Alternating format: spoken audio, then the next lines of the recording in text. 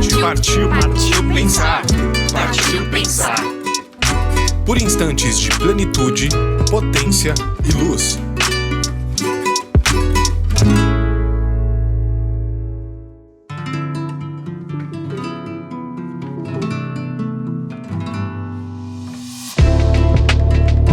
Está no ar o nosso hashtag Partiu Pensar.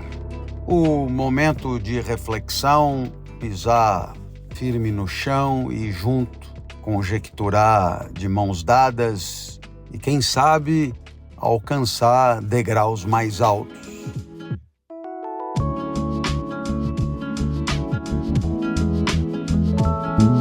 Você sabe que a gente lida com a ideia de responsabilidade desde que nasce.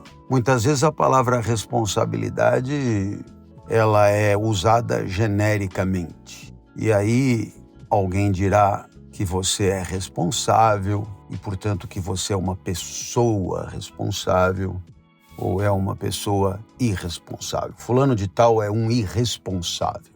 E, portanto, aí a responsabilidade, ela acaba sendo um atributo pessoal, um item da identidade pessoal de alguém responsável. Não, ele é muito responsável. Você pode contratar porque ela é muito responsável.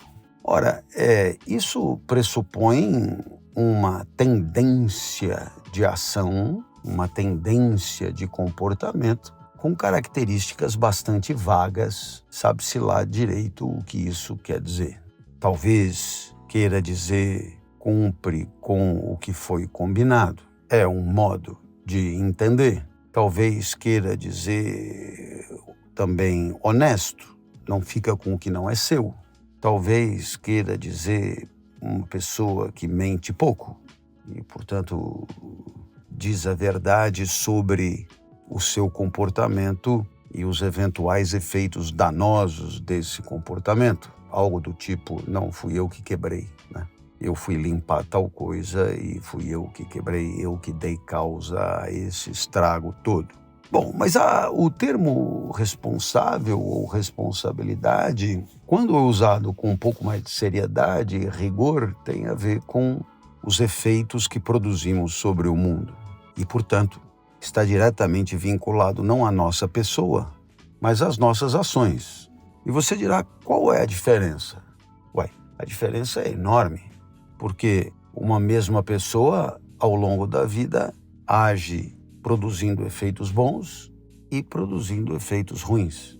Então, a mesma pessoa dá causa a efeitos positivos e também dá causa a efeitos negativos. Então, essa mesma pessoa seria responsável e irresponsável, o que é um absurdo lógico. Por isso que a gente prefere relacionar a responsabilidade à conduta e não a uma pessoa. Porque chamar alguém de responsável é dizer que ela não age irresponsavelmente nunca, o que é pouco provável. E o contrário também.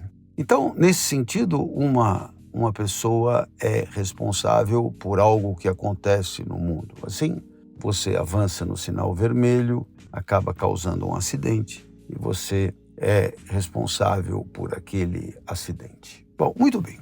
Ora, o princípio da responsabilidade, ele parte de uma premissa muito conhecida. E qual é essa premissa? A premissa de que você teve alguma autonomia para não fazer o que fez. Então, ninguém é responsável por aquilo que não pode escolher, que não pode decidir. Ninguém é responsável por respirar. Ninguém é responsável por defecar. Ninguém é responsável por vomitar. Quando a respiração, o vômito e a defecação são imperativos, se impõem, são necessários, não tem como fazer diferentemente, né? Então, nesse sentido, a gente acaba relacionando a responsabilidade a todas as situações em que houve a possibilidade de escolha, de deliberação, de fazer diferente. Você é responsável por matar alguém porque poderia não ter matado. Você é responsável por ter mentido porque poderia ter dito a verdade. Portanto, você é responsável pelo que fez em todas as situações em que poderia não ter feito. Ora, aqui surge um problema, que é o problema de imaginar até que ponto essa autonomia ela é, digamos, fundamentada. Porque não são poucos a sustentar que essa ilusão que nós temos de escolher aquilo que fazemos é mesmo uma ilusão. E por quê? Porque nós não sabemos e não conhecemos as causas que dentro de nós ou na nossa relação com o mundo acabam determinando as nossas escolhas. Como a gente não conhece a causa, a gente acha que a gente que escolheu, né? A escolha seria o resultado de uma ignorância das causas. Então, a título de exemplo, eu estou aqui hoje no estacionamento do aeroporto de Guarulhos conversando com você. Ora, para todos os efeitos, eu sou responsável por estar aqui parado, ainda está de noite, está amanhecendo, né? Eu sou responsável por estar aqui parado falando com você. E por quê? Porque eu poderia ter feito isso ontem à noite, por exemplo, ter gravado esse podcast ontem à noite. Mas aí alguém poderá dizer, será mesmo, né, que foi uma escolha? Porque ontem à noite teve jogo, depois eu tive muito sono, depois eu, cogitei a possibilidade de fazer isso hoje de manhã, ainda de madrugada, chegando um pouco mais cedo no aeroporto, que seria mais cômodo, e depois eu já teria dormido um pouco, estaria mais descansado, etc. Então, para todos os efeitos, fui eu que escolhi. Para o meu entendimento, fui eu que escolhi. Mas haverá quem sustente que eu não escolhi nada. Que esta suposta decisão de gravar aqui é a única que poderia ter sido, porque tudo no mundo é do único jeito que poderia ser. Da mesma maneira que o vento venta como só poderia ventar, a maré mareia como só poderia marear, o sapo sapeia como só poderia sapear, a minha vida, ela é, eu diria, composta por ações que só poderiam ser aquelas, dadas todas as variáveis envolvidas.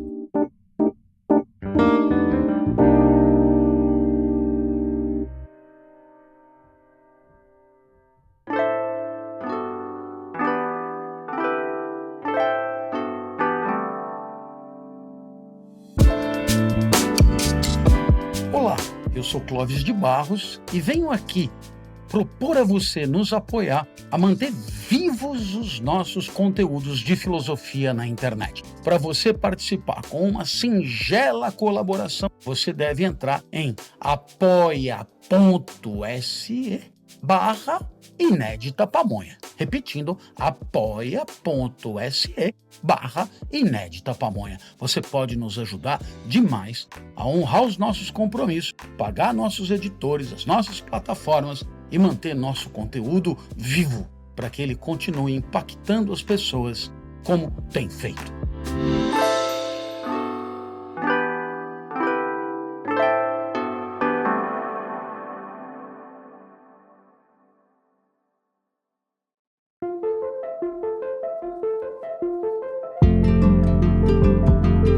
Existe um elemento adicional nessa história. Muitos sustentam que as coisas que passam pela nossa cabeça, que no final das contas é no meio delas que a gente escolhe, né? Ninguém pode escolher alguma coisa que não lhe passou pela cabeça, né? Então, das coisas que passam pela nossa cabeça, essas coisas são abastecidas por um certo inconsciente, ou seja, uma instância, uma usina de forças vitais, né, que nos abastecem e que nos fazem pensar o que pensamos. Como a gente não tem acesso ao inconsciente, por uma razão óbvia, se tivéssemos acesso com a consciência ao inconsciente, ele não seria inconsciente, né? Então, como não temos acesso ao inconsciente, ficamos só com o resultado. Ignoramos o modo como o inconsciente age sobre a nossa consciência. E aí, as coisas que passam pela nossa cabeça, elas parecem vir da nossa vontade. E, na verdade, elas se impõem a nós. Isso fica muito claro quando você viaja. E quando eu digo viaja com a mente. E as ideias vão passando pela cabeça e você tem a impressão que isso é um fluxo casual. Mas, na verdade, essa associação de ideias é determinada por forças que estão fora da sua consciência. Ora, A partir do momento que a gente pensa o que só poderia pensar, acaba escolhendo o que só poderia escolher, como chamar de responsável aquilo que é definido, de certo modo, fora da nossa responsabilidade, fora da nossa vontade, fora da nossa autonomia, fora da nossa soberania?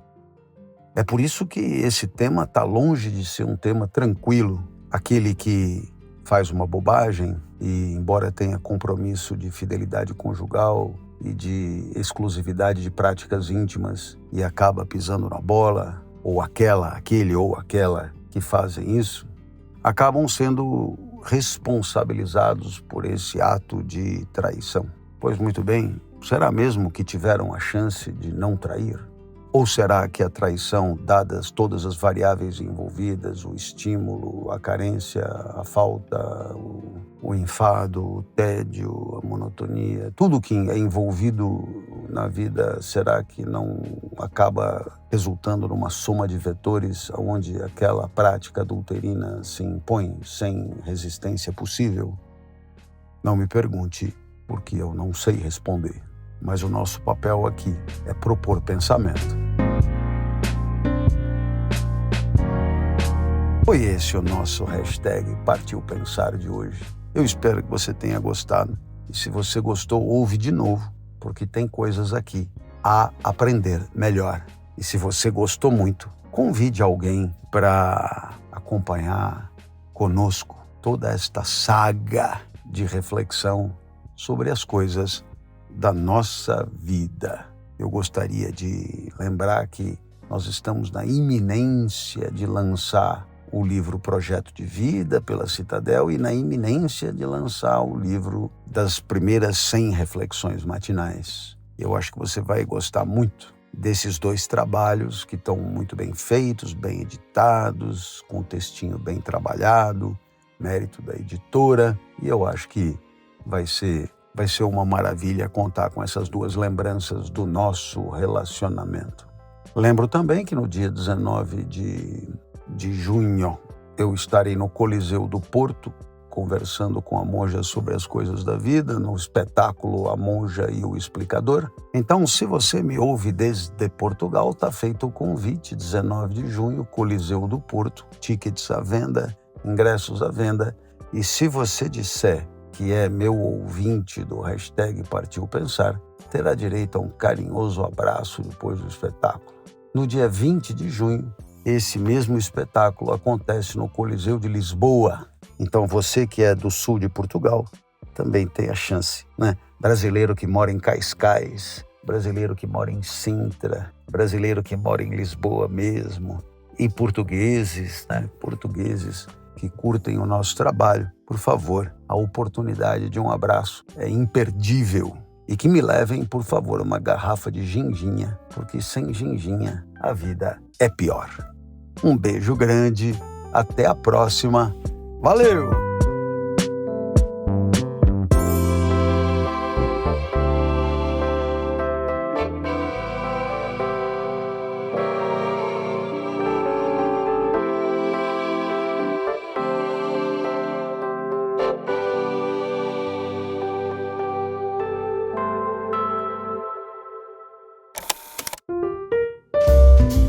Este conteúdo foi trazido até você pelo Espaço Ética, a assessoria oficial do Clóvis de Barros. Para mais informações sobre cursos, livros e palestras, acesse clovisdebarros.com.br e siga o professor nas redes sociais.